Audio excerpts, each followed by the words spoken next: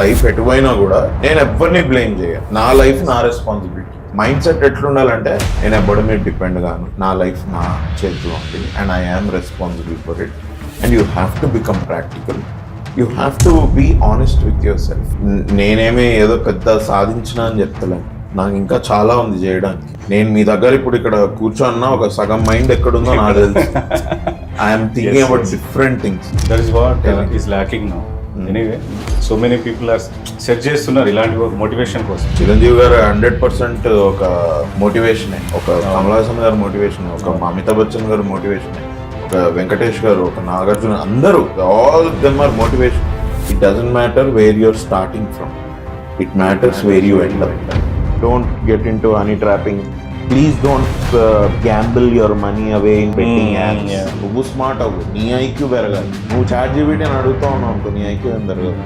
And especially if girls wearing skimpy clothes, trying to find followers here and there, you are just wasting your life.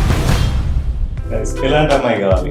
మీరైతే నా marriage చేయించేటట్టు మొన్న కూడా ఇంటర్వ్యూలో ఇదే అడిగారు. ఆల్ యూ ఐ థింక్ మీకు marriage అయిన వాళ్ళందరూ ఈడ మాత్రం సింగిల్ ఎందుకు ఉండాలి, ఈడి కూడా పెళ్ళి అయిపోతే అప్పుడు తెలుస్తుంది ఈడికి అని ఉంటది కదా బ్రో, కొంచెం ఉంటది. ఈ కెమెరాకి ఇటువైపు కష్టాలు నాకు తెలుసు. ఆడియన్స్ గా మీరు అనుకోవచ్చు, ఈ హీరో ఆయన కంటే బెటరు, లేకపోతే ఈ హీరో కంటే వీళ్ళు చాలా బెటర్ గా చేస్తున్నారు, అది ఇది అని. ఆ కంపారిజన్ ఆడియన్స్ కు ఉండొచ్చు, because you're paying for the content. మీరు ఒక టికెట్ కొనుక్కొని వెళ్ళినా, మీరు అమెజాన్, నెట్ఫ్లిక్స్లో ఎక్కడైనా చూసినా కూడా ఆ లగ్జరీ మీకుంది. ఎందుకంటే మీకు ఏ సినిమాకి వెళ్దాం అని చూస్ చేసుకునే లగ్జరీ వెళ్ళొచ్చు. మనకు ఆ లగ్జరీ లేదు. అంటే నేను కూడా ఆడియన్సే, నేను చేసే సినిమాకి కాకుండా మిగతా సినిమాకి నేను ఆడియన్సే. బట్ సినిమాలో పని చేస్తున్నా కాబట్టి నాకు ఆ కష్టం తెలుసు కాబట్టి I can't pick one actor over the other. Bro, సినిమాలు అంటేనే కష్టం బ్రో, మీకు తెలుసు కదా అసలు. To get a break how difficult it is.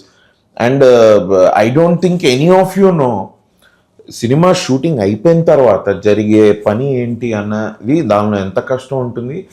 అది రిలీజ్ ఒక పెద్ద battle bro. And I'm not saying release battle ఎట్లా అంటే థియేటర్ దొరుకుతా లేవో అని కాదు. మీకు థియేటర్స్ ఇచ్చిన తర్వాత కూడా సినిమాని ప్రమోట్ చేసుకోవడం అన్నది ఒక పెద్ద చిన్నపాటి బ్యాటిల్. అది how to land a film, how to reach my target audience, అంతా ఇట్స్ ఆల్ అ వెరీ, అంటే ఇది ఎట్లాంటి పని అంటే ఎన్ని చేసినా ఎక్స్పీరియన్స్ వచ్చి ఇది చేస్తే we will land our film very well, అది ఇది రాదు. అది every film is new. Every time we're hitting a new set of audience.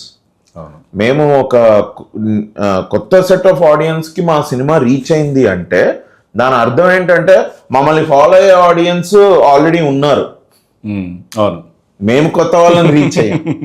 అర్థమవుతుందా? అండ్ ఎప్పుడు ఒకట్లే ఆడియన్స్ మన సినిమా చూస్తారా అని మనం అనుకోకూడదు.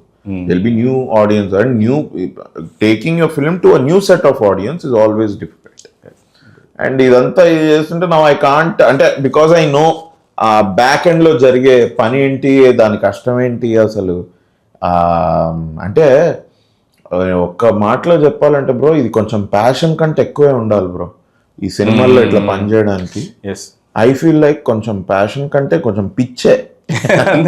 నేను అందుకే చెప్పా, ఇంత కొంచెం క్రేజీ మైండ్ ఉండాలా, మొండితనం పిచ్చితనం కొంచెం ఉండాలి, లేకపోతే it will not happy. Ordinary person గా ఆలోచిస్తే నో అండ్ మీరు యాక్టర్ అవ్వలేరు, బిజినెస్ మ్యాన్ అవ్వలేరు, పొలిటీషియన్ అవ్వలేరు, స్పోర్ట్స్ మ్యాన్ కూడా అవ్వలేరు. It's not possible.